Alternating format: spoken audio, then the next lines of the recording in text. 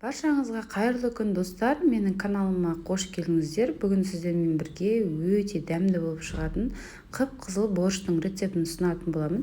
Міндетті түрде дәл осы рецептпен жасап көріңіздер. Және видеоны соңына дейін қарап, каналыма тіркелмеген болсаңыздар тіркеліп, қасындағы қоңырау батырмасын басып қоюды ұмытпаңыздар.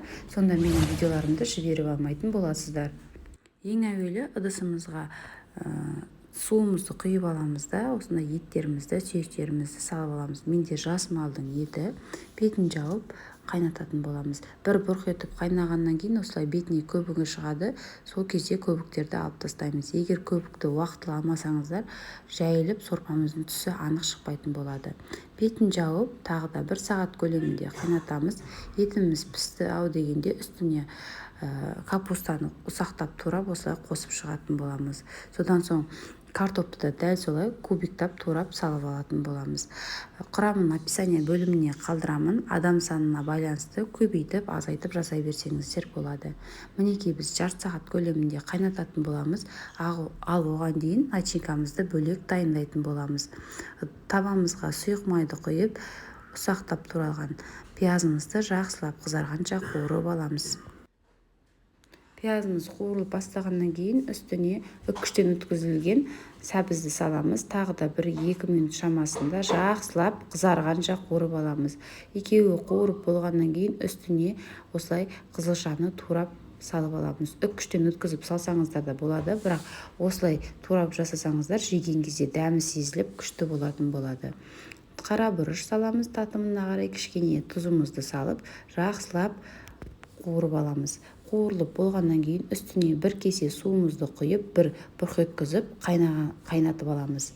Қайнағаннан кейін барып өшіреміз.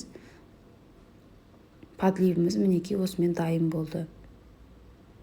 Енді қазанымыздағы піскен етімізді бөлек ыдысқа салып аламыз. Енді осы қазанның қайнап жатқан сорпаның үстіне бағанағы дайындаған подливімізді салып алатын боламыз. Жақсылап араластырып аламыз. Татымына қарай тұзымызды саламыз. Және лабыр жапырағын саламыз. Тағы да 10-15 минут шамасында орташа отта қайнатып алатын боламыз. Бетін жауып, баяу отта қайнатамыз. Мінекей қайнап болды біздің сорпамыз. Тамағымыз дайын болуға жақын. Енді үстіне бағанағы сүзіп алған етімізді ұсақтап турап салып алатын боламыз. Барлығын жақсылап араластырамыз.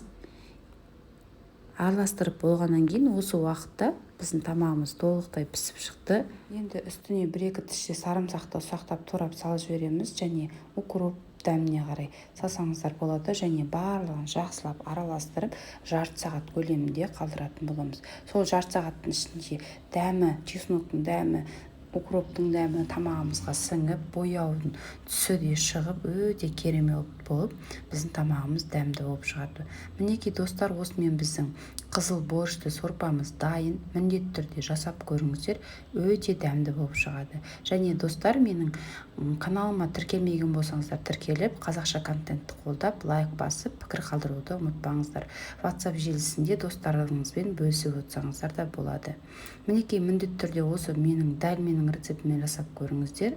Сіздерге ұнайды деген сенімдемін. Ас болсын, сіздермен болған Нұрия Амангелді. Келесі видеода жолыққанша сау болыңыздар.